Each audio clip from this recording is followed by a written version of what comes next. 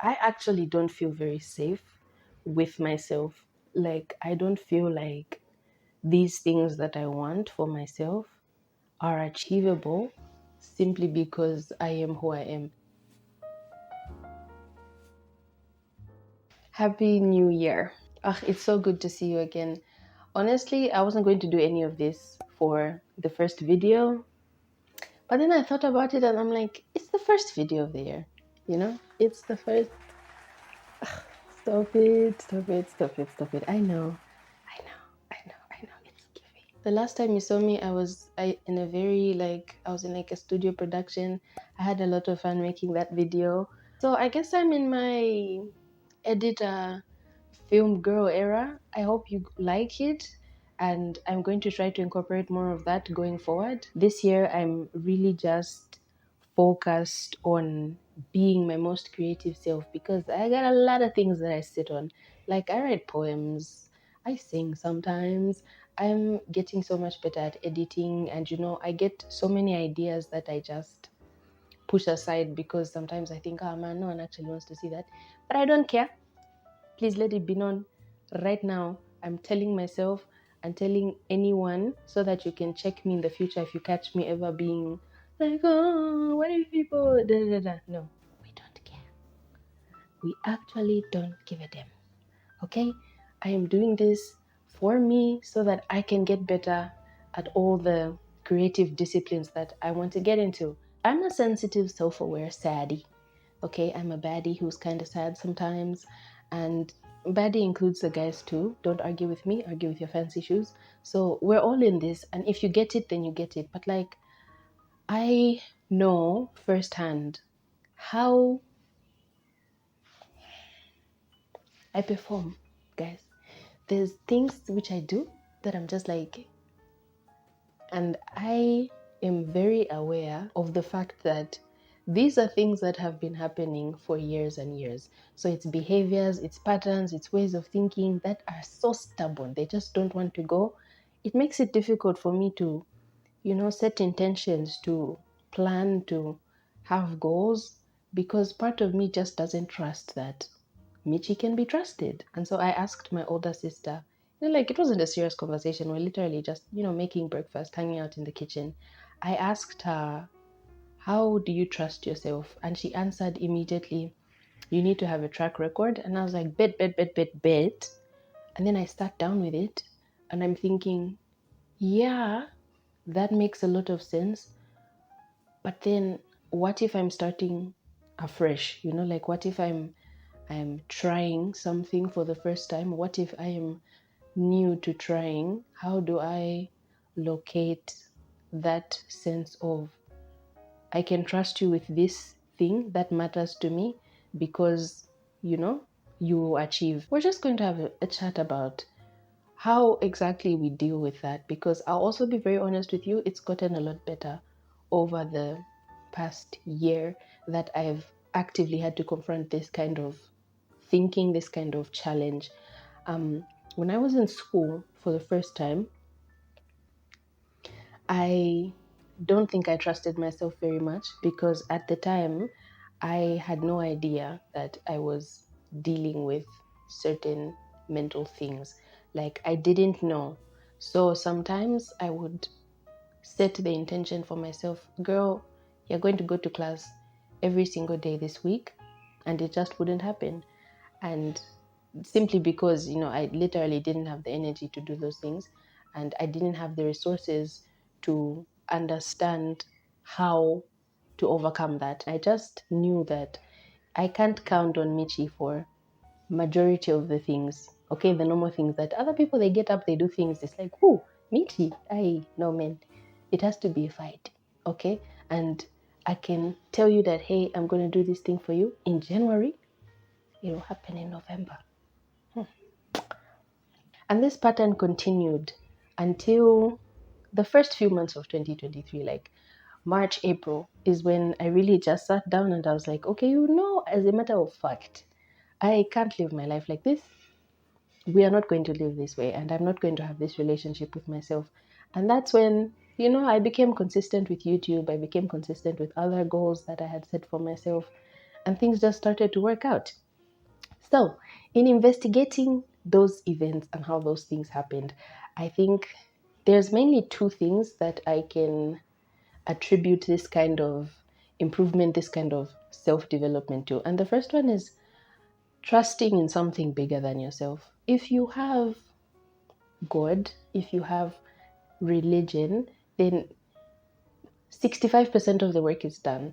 The thing is, there are things that are beyond me, like my creativity, for example.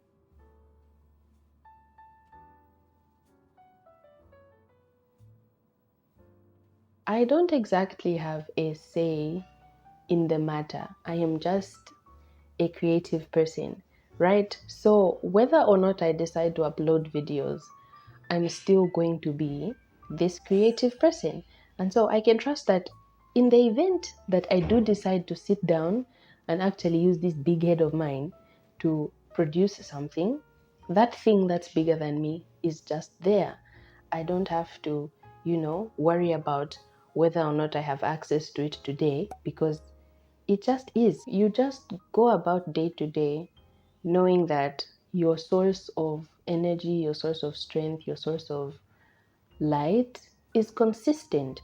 And if you have that thing, it makes it that much easier to just, you know, detach from the situation. Like, it's not even about you and how trustworthy you can be, it's about him and how trustworthy he has always been.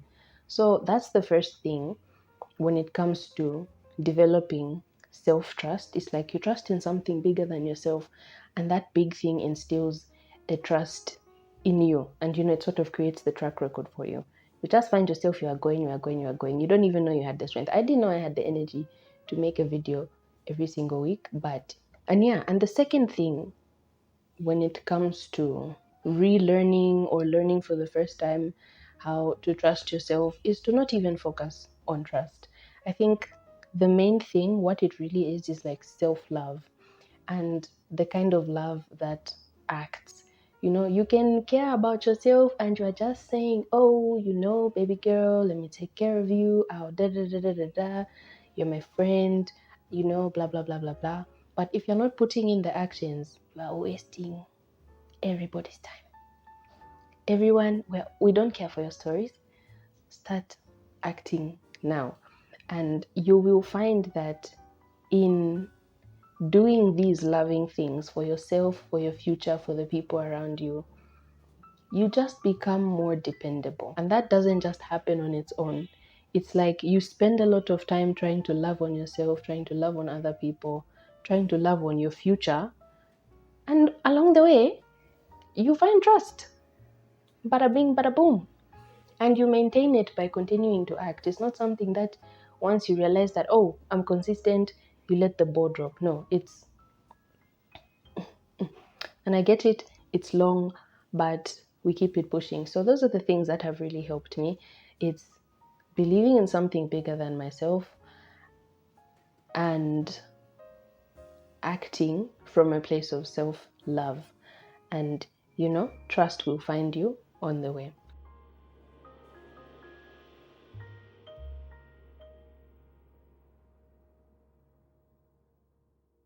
How do I immerse myself in the desert? This is the boy asking the alchemist with whom he's traveling at the moment.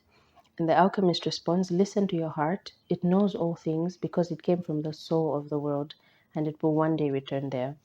They crossed the desert for another 2 days in silence. The alchemist had become much more cautious because they were approaching the area where the most violent battles were being waged. As they moved along, the boy tried to listen to his heart. It was not easy to do. In earlier times, his heart had always been ready to tell its story, but lately that wasn't true.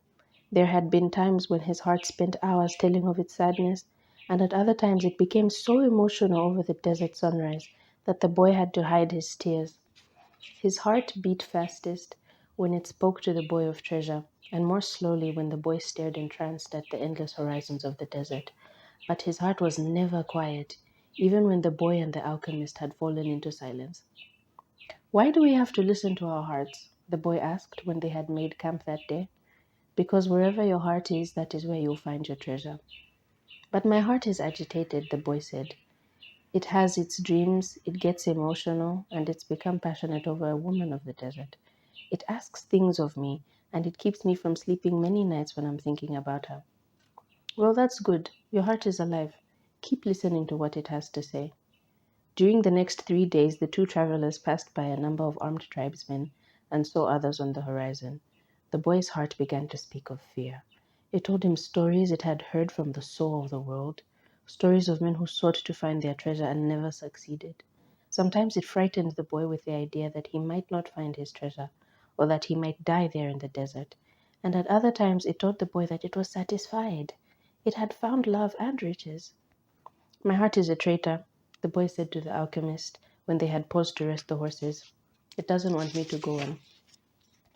That makes sense, the alchemist answered. Naturally, it's afraid that in pursuing your dream, you might lose everything you've won. Well, then, why should I listen to my heart?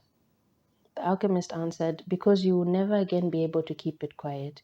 Even if you pretend not to have heard what it tells you, it will always be there inside you, repeating to you what you're thinking about life and about the world. You mean I should listen even if it's treasonous? Treason is a blow that comes unexpectedly.